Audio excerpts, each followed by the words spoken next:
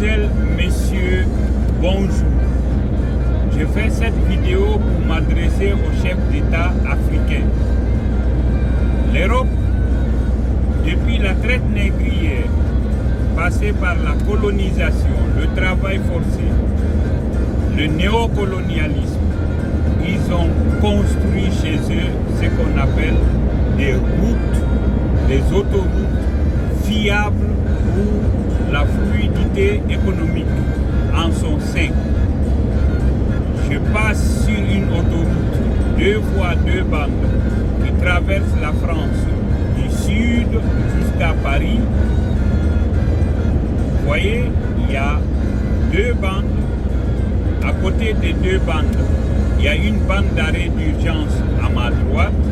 Ça veut dire dès que vous tombez en panne, vous pouvez vous garer à droite. Chers chefs d'État, je vous rappelle que votre devoir, c'est de développer l'Afrique. En développant l'Afrique, ça passe par la construction des routes, des autoroutes et des ponts pour pouvoir désenclaver les régions et faire prospérer l'économie. De 1960 jusqu'à nos jours, on voit que vous êtes incapables. Vous accumulez des fonds que vous placez dans les banques européennes et par la force des choses, on confisque ces fonds.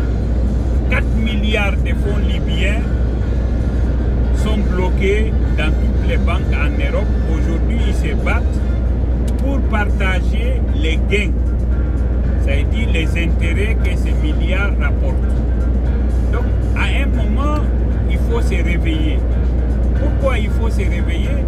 Il faut aimer l'Afrique et la faire ressembler à l'Europe en matière de développement des infrastructures. Je vais laisser ces camions vous me dépasser pour vous montrer à quel point la fluidité est importante. Voilà, je laisse passer messieurs calmement et voilà, il prend la bonne distance et il va se rabattre. Apparemment, il n'est pas conscient qu'il a fini de me dépasser. Non, il ne veut pas se rabattre. Il est de mauvaise foi.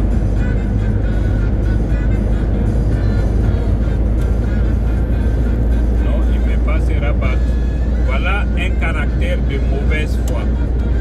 J'ai laissé ces chauffeurs passer calmement, mais ils refusent de se rabattre pour permettre aux autres de...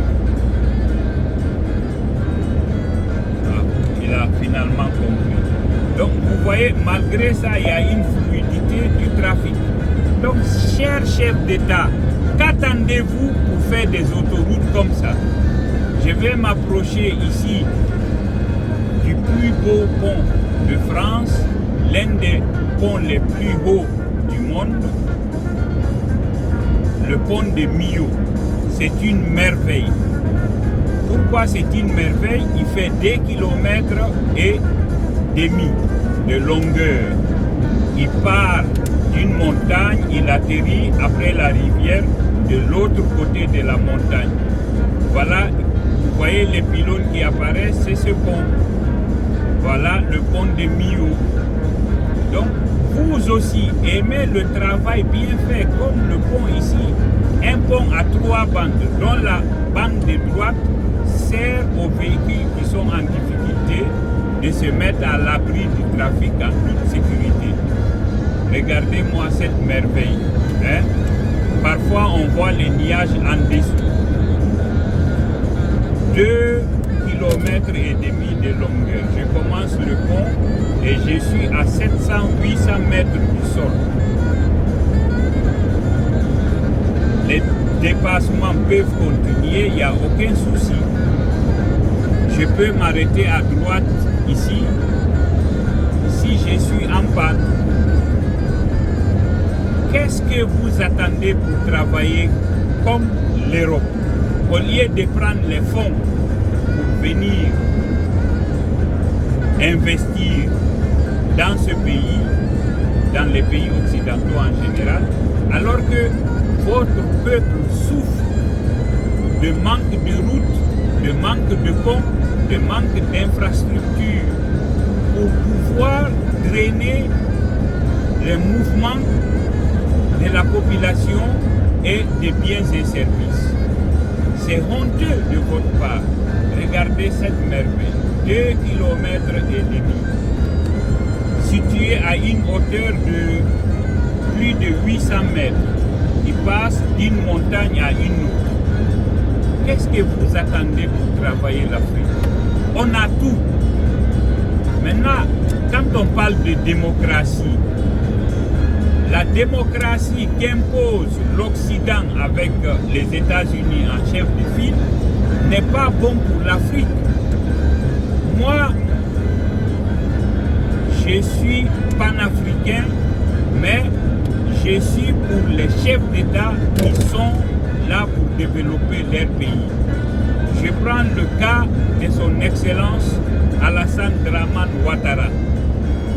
C'est quelqu'un, depuis qu'il est arrivé au pays, il a transformé le visage d'Abidjan. Il a transformé la Côte d'Ivoire. Mais, comme l'a dit Feu Félix ou Feu Boigny, on apprécie le vrai bonheur que lorsqu'on l'a perdu. Les gens ont haï le vieux. Pourtant, le départ qu'il a donné à la Côte d'Ivoire, c'est phénoménal. Ensuite, il y a eu ce qu'on sait. Et comme a dit Alpha Blondy, on s'est frappé comme il fallait. Maintenant, on arrive à se respecter. Le président Alassane Dramane Ouattara est en train de bâtir la Côte d'Ivoire comme dans les pays occidentaux. C'est à encourager. Si vous prenez la démocratie française, depuis que le mandat est passé de 7 à 5 ans, la France est en train de couler. Elle avait une dette de 1500 milliards. Aujourd'hui, Macron a tiré cette dette vers le sommet. 3000 milliards de dettes. Vous croyez que la France, avec toutes ces dettes, elle peut nous aider à nous développer? Non. Elle va plutôt tirer les biens qui sont là-bas pour combler son déficit ici. Et ça, j'invite à tous les chefs d'État africains à prendre conscience. La démocratie doit être africaine pour le peuple africain, pour l'ensemble de ses citoyens. Nous pouvons faire des démocraties, allonger les mandats parce que tout nous coûte cher, les bulletins de vote et tout ça. Pourquoi prendre 150 milliards de francs CFA pour organiser des élections chaque 5 ans alors que cet argent pourrait construire des écoles, des hôpitaux, des routes, des ponts, j'en passe. Donc, cher président, réveillez-vous, allongez le mandat présidentiel de 7, 8, voire 10 ans. Et 2 mandats, ciao Bella, j'ai fait 2 mandats de 7 ans ou de 8 ans ou de 10 ans. Maintenant, c'est fini. Je laisse la main. Et il faudrait que le peuple voie les traces de mon passage au pouvoir, comme la construction des autoroutes. Quand je prends ce pont, vous voyez, je vais arriver au péage. J'ai profité de l'édifice. Maintenant, il faut que je passe à la caisse. Et je vais ralentir, me présenter sur un guichet qui n'est pas automatique pour que je puisse vous lire le montant de mon passage sur 2 km et demi, 2500 mètres. Qu'est-ce que ça va me coûter? Le verdict va être ici tout de suite. Voilà, je m'approche. 10,90 €. Maintenant, moi, je vais voir ce que moi j'ai consommé. 46 €.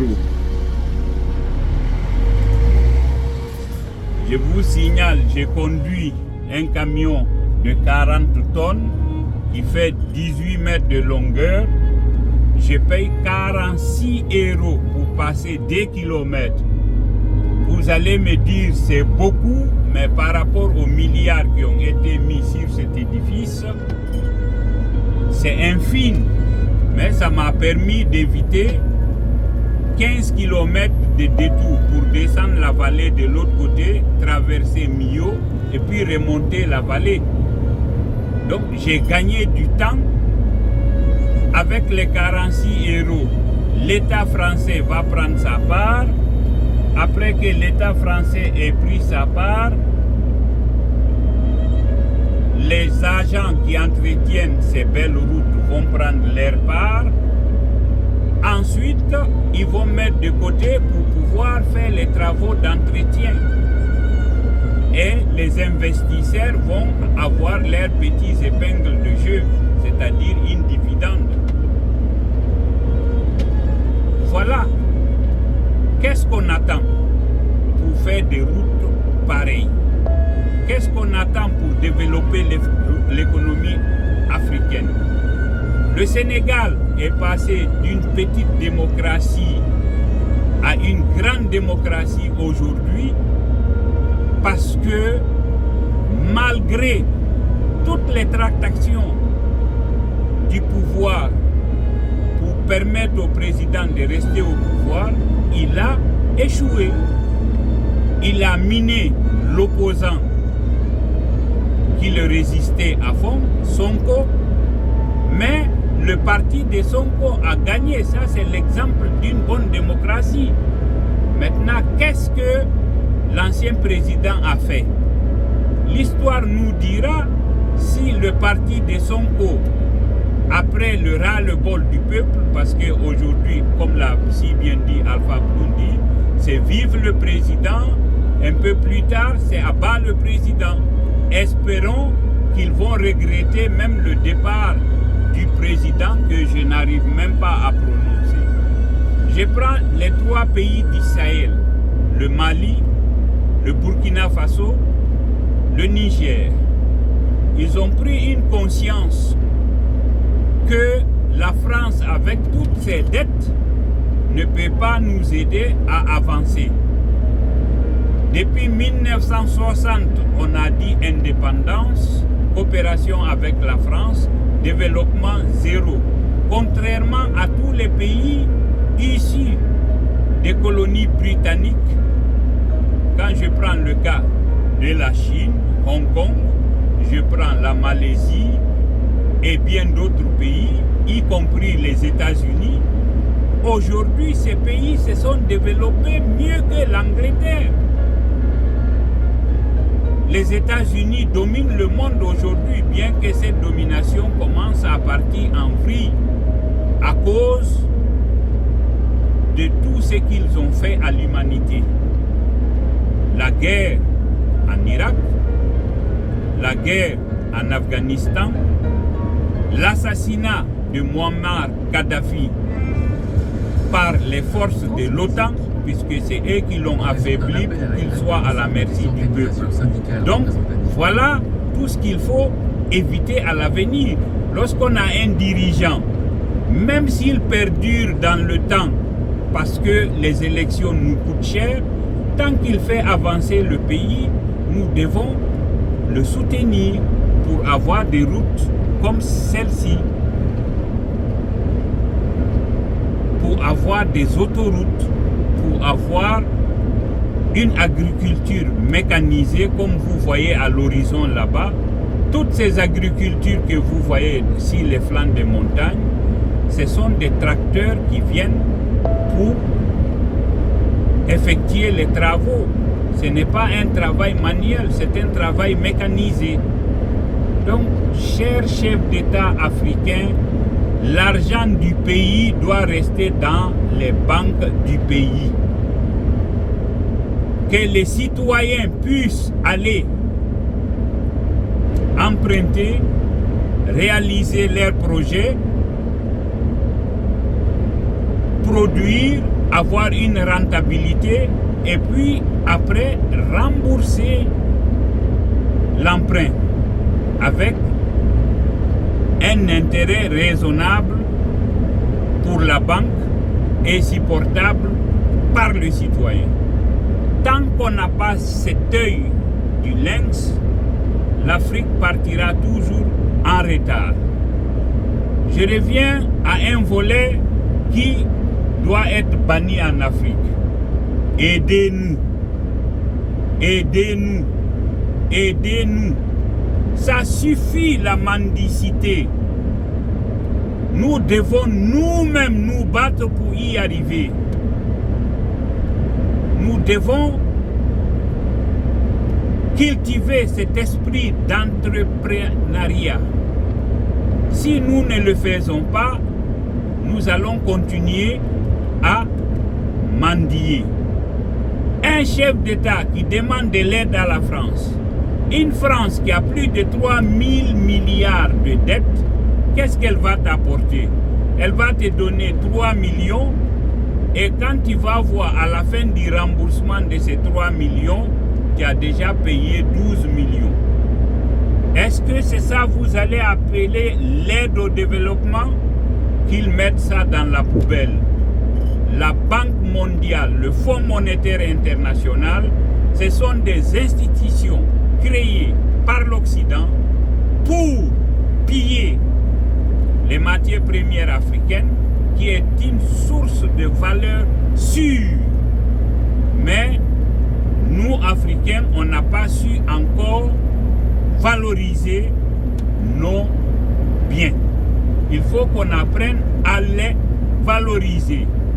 Aujourd'hui, si le Ghana, la Côte d'Ivoire décident de créer une crise mondiale du café et du cacao, c'est à leur portée, comme le font l'OPEP. Dans le cadre de l'énergie, le pétrole, ils diminuent la production, ils augmentent les prix et pour une petite quantité, ils ont un maximum de profit. Qu'est-ce qui nous empêche de faire la même chose pour les matières premières? Je prends le cas du Congo qui est violé constamment aussi bien par les rebelles qui sont installés là-bas par des puissances occidentales pour piller les matières rares en offrant aux Congolais des bols de riz. Quand vous prenez Kivu, vous prenez la ville d'Anvers.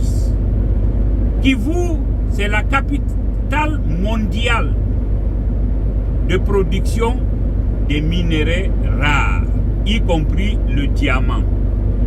Quand vous prenez Anvers, c'est la capitale mondiale de transformation des diamants en produits finis. Si vous voyez la ville d'Anvers, comment elle brille, quelles sont les routes, les trams qui circulent, les bus qui circulent, on interdit aux véhicules polluants d'entrer dans la ville, et vous comparez cette ville à Kivu, le président du Congo, Kinshasa, devrait se suicider. Donc, chers chefs d'État, si vous êtes au pouvoir aujourd'hui, ce n'est pas pour piller, mais plutôt pour construire l'Afrique. On ne construit l'Afrique qu'avec son peuple. On ne peut pas développer l'Afrique sans développer le peuple. Donc, ayez des formations adaptées à la réalité économique de l'Afrique pour pouvoir mener à bien l'économie. Si nous ne le faisons pas, c'est les autres qui vont nous piller, qui vont vraiment s'enrichir à nos dépens, comme ça a été toujours le cas. Aujourd'hui, tous les intellectuels africains sont à l'extérieur. Pourquoi? Parce que quelqu'un qui passe 18 ans, voire 20 ans à étudier, à maîtriser le savoir, excusez-moi, il ne reçoit pas les honneurs nécessaires à son rang. À plus forte raison, la possibilité de faire carrière. Pourquoi? Premièrement, parce qu'il faut cirer les chaussures du président pour un maigre salaire. Et pour rentabiliser ce maigre salaire, ils sont livrés à la corruption, à toutes sortes de malversations financières. Donc, chers chefs d'État, apprenez à valoriser les cadres supérieurs de votre pays, à offrir des salaires raisonnables permettant de faire face aux défis de la vie. Je ne dis pas des milliards ou des millions, mais on peut payer décemment les cadres et réorienter la formation par rapport aux besoins du pays. On a besoin des agriculteurs, on forme des ingénieurs agronomes. On a besoin de la couture, on forme des tailleurs. On a besoin des mécaniciens, on forme des mécaniciens. On a besoin des professeurs, on forme des professeurs. Adapter la formation aux réalités économiques de l'Afrique, ça doit être une priorité. Mais je suis vraiment déçu de voir que l'Afrique continue un pas en avant, 10 pas en arrière. Il faut que cela cesse. Chaque pays est capable de créer sa propre démocratie, mettre en valeur l'esprit de Montesquieu, séparer le pouvoir exécutif du pouvoir législatif et du pouvoir judiciaire. C'est comme ça qu'on y arrive. S'il y a une justice, s'il y a des lois qui sont élaborées par des gens capables et un exécutif qui met en œuvre toute la politique de développement du pays, je ne vois pas pourquoi l'Afrique ne serait pas un continent développé dans les 50 ans à venir. Mais c'est maintenant qu'il faut commencer. C'est maintenant qu'il faut former par rapport aux besoins du pays.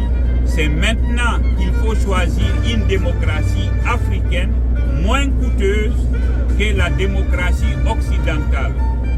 Et l'Afrique ne peut pas alterner des chefs d'État comme l'Occident. On n'a pas les moyens de le faire. Donc, contentons-nous de trouver une politique démocratique qui nous permet de maintenir la séparation des pouvoirs et de développer le pays. L'Afrique aujourd'hui, votre source de développement, ce sont les matières premières. Donc après les routes, il y a le problème d'eau potable. L'Afrique est le château d'eau du monde. La Guinée est le château d'eau de l'Afrique. Pourquoi ne pas repenser la circulation de l'eau sur le continent africain? Au lieu qu'un fleuve part 60 km, il se jette dans la mer, les chefs d'État, c'est seul vous qui pouviez le faire. Réorienter les cours d'eau. Faites tourner tous les cours d'eau dans le continent africain. Le fleuve Niger peut parcourir encore quelques kilomètres de plus avant de se jeter à la mer, sans pour autant tarir la voie principale. C'est juste diviser et stocker les eaux pendant la période de pluie. Ensuite, pendant la sécheresse, gérer la circulation de l'eau. Eh bien, il ne pleut pas, on ralentit le débit du fleuve. Il y en a trop, on libère le débit d'eau. Ça devait être le second pas après les routes. Il faut créer des autoroutes fluviales. Le fleuve Sénégal, au lieu d'aller s'échouer dans l'océan Atlantique, Pourquoi ne pas l'envoyer à 500 mètres de l'océan Atlantique, le détourner, l'envoyer en Mauritanie, il va filer au Mali, au Niger, il va aller au Soudan, ainsi de suite, et peut-être même se jeter dans la mer Rouge. On peut construire des autoroutes fluviales, changer les cours d'eau. La décolonisation a précipité rapidement les cours d'eau vers les océans. Il faut que les chefs d'État prennent conscience de ce phénomène et qu'ils détournent les cours d'eau vers l'intérieur des terres, que ces cours d'eau parcourent plusieurs kilomètres. Pour faire cela, on a besoin des banques d'investissement sur le long terme, afin que ces banques puissent financer la modification de ces cours d'eau. Œuvrer pour cette modification, c'est créer de nouveaux emplois. On aura des gens qui vont avoir des tracteurs qui vont travailler les canaux pour permettre à la modification des trajectoires des fleuves. On peut le faire. Alors, chers chefs d'État, commencez maintenant à modifier les cours d'eau. Que les cours d'eau tombent tardivement dans la mer. Ça permettra de développer encore plus l'agriculture, ça permettra de lutter contre le réchauffement climatique, ça permettra de freiner l'avancée du désert et ça va créer aussi bien de l'emploi pour la réalisation de ces édifices, ça permettra de créer des voies navigables que le peuple africain à côté des routes pourront se déplacer avec des bateaux. Pourquoi pas des bateaux alimentés par l'énergie solaire, puisqu'on en a à gogo. Il faut repenser le développement de l'Afrique. Il faut arrêter de faire des coups d'État. Il faut rédiger des constitutions viables pour le progrès de chaque pays, pour que tous les pays africains se retrouvent dans le même axe de développement. Comme je l'ai dit, on va développer les routes, c'est fondamental. On va développer les autoroutes fluviaux, des autoroutes fluviales. Je ne suis pas français, je m'efforce à m'adresser aux chefs d'État africains en français. J'aurais dû le faire dans ma langue maternelle. Mais on n'est pas à ce stade. Ça va venir parce que nous avons abandonné la richesse que nos parents ont créée. Nos aïeux nous ont donné une langue, un moyen de communication entre nous. Pourquoi on l'a abandonné? C'est un autre volet social que j'y reviendrai. Mais je retourne dans le cadre des piliers de développement du continent africain. Les routes, les autoroutes fluviales, l'agriculture mécanisée, les 30 ans qui viennent, mettez les paquets doubles. Le fleuve Niger, il doit aller plus loin avant de revenir se jeter dans son embouchure au Nigeria. On doit détourner d'autres fleuves qui tombent tôt dans la mer pour les faire circuler dans le continent africain. Les banques qui ne participent pas à ces jeux n'ont pas leur place en Afrique. Une banque doit être au service du développement du pays, là où elle est installée, au service de la population. Voilà. Donc, chers chefs d'État africains, s'enrichir, enrichir les Occidentaux, ça suffit. Nous devons utiliser nos maigres moyens pour les fructifier et développer notre continent. Ce n'est pas impossible. Si on crée une pénurie de matières premières, il y aura une valeur ajoutée sur le rendement pour chaque pays. Donc, c'est le moment de tout faire pour inverser cette malédiction qui fait que l'Afrique donne tout et ne reçoit rien en retour. Non seulement on donne tout, mais dans notre langage, on n'arrête pas de dire « aidez-nous ». À partir d'aujourd'hui, le seul chef d'État qui vient en Europe et qui demande de l'aide, on va le crucifier en Afrique. Parce que c'est une honte. Mais tu as besoin d'argent.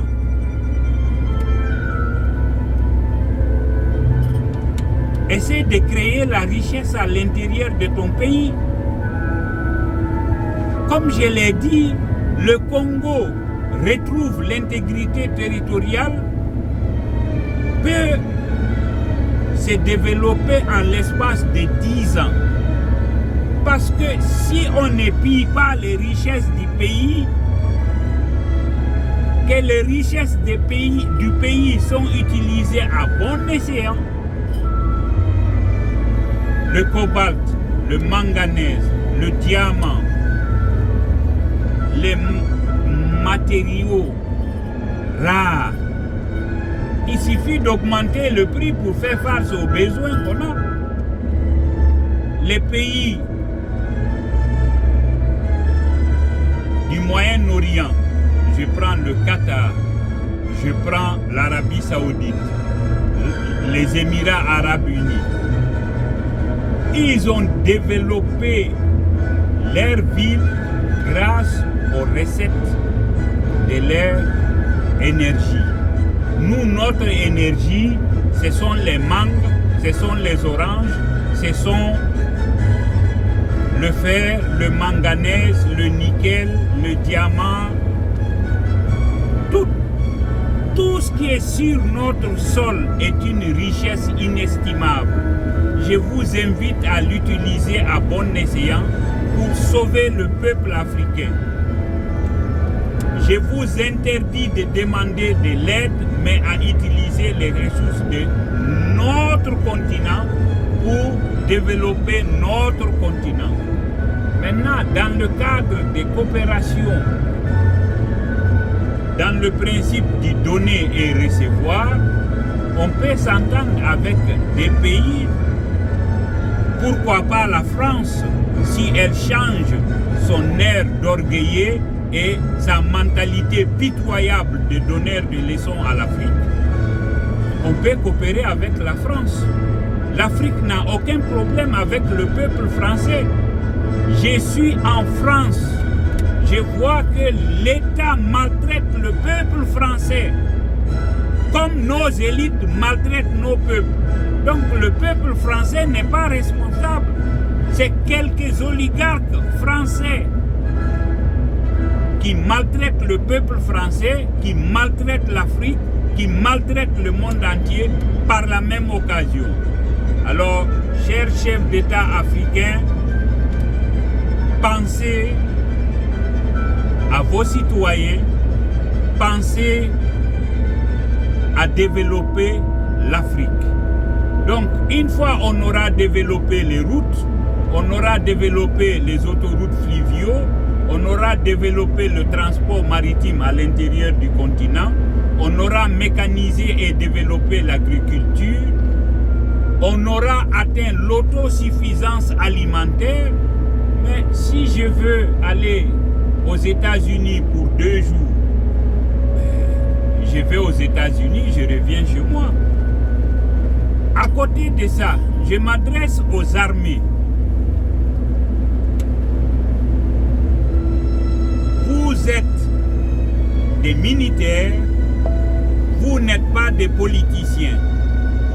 Quand un politicien dérive, un coup d'État, ce n'est pas bien, mais si c'est pour le bien du peuple, oui, il faut le faire, mais on fait le coup d'État, on remet le pouvoir dans les heures qui suivent à un autre civil pour qu'il restaure les libertés bafouées. Pas s'installer. Assimi Goïta, tu n'as pas besoin de faire 5 ans pour avoir les honneurs d'un ancien chef d'État. Soit Toumani Touré, soit Johnny Rawlings. Je voulais dire la même chose au président du Burkina Faso. Je voulais dire la même chose à Mamadi Doumbouya. Je voulais dire la même chose au président du Niger, au président du Gabon, au président du Togo. Je vous en prie, le peuple d'abord, le reste après. Une fois on aura formé les citoyens à se prendre en charge, on aura donné la possibilité aux citoyens de recevoir tous les aides dont ils ont besoin via les banques, nous allons commencer le premier pas du développement. Mais sans cela, notre développement ne va pas commencer.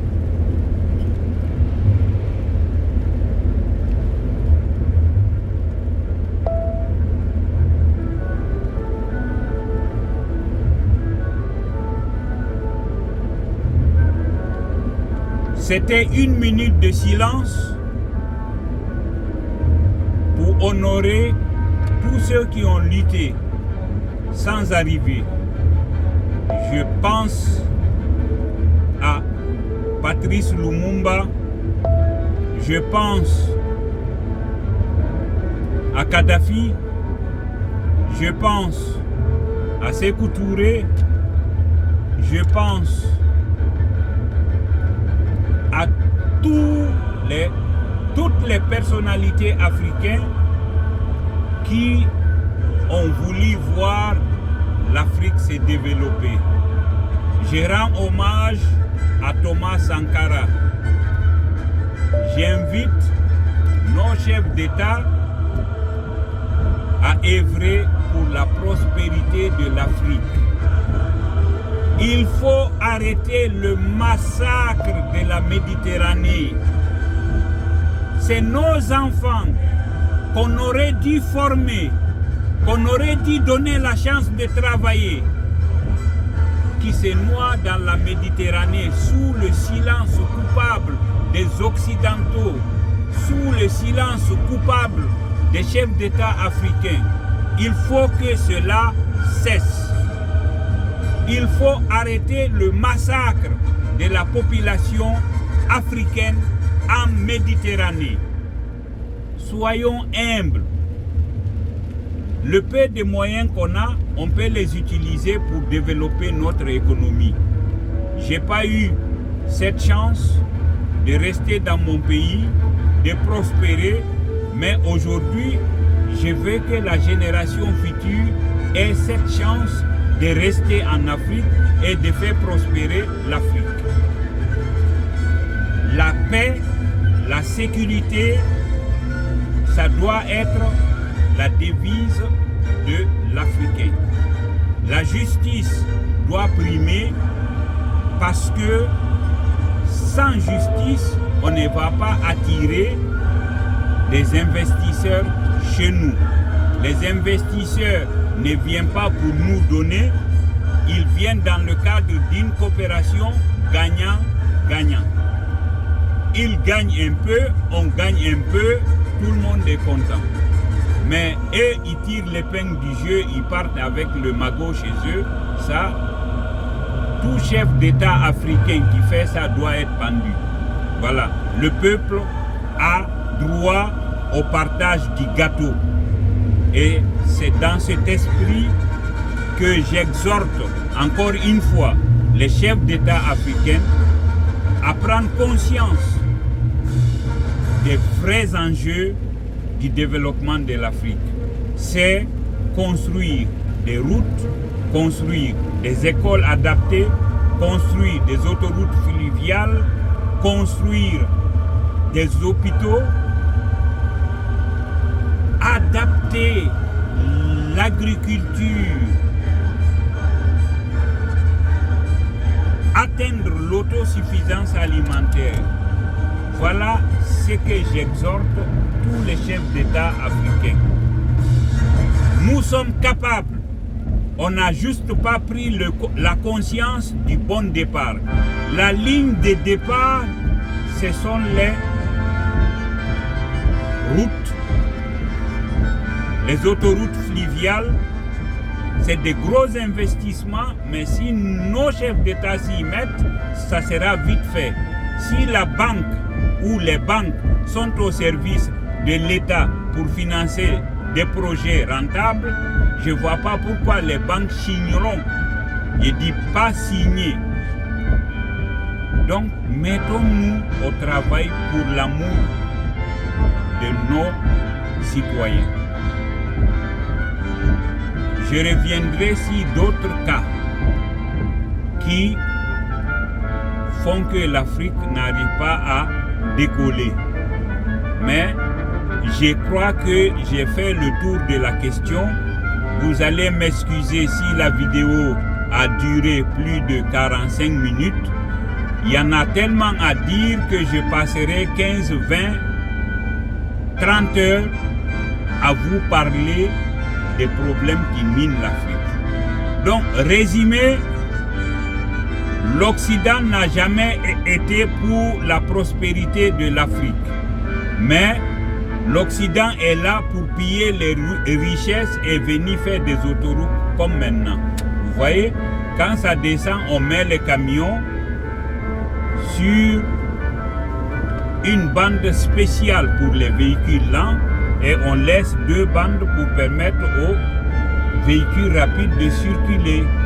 Et quand ça se stabilise, la situation d'urgence sur la route, on remet les deux bandes. Qu'est-ce qui nous empêche de faire autant chez nous? Alors, pour l'amour de Dieu, président africain, développons l'Afrique. Vive le progrès de la Côte d'Ivoire qu'a accompli son Excellence le président Alassane Dramane Ouattara, aux grandes dames des panélistes. Vive le progrès de l'Afrique. Abat tous les ennemis du progrès de l'Afrique. Je vous remercie et à très bientôt pour une autre vidéo.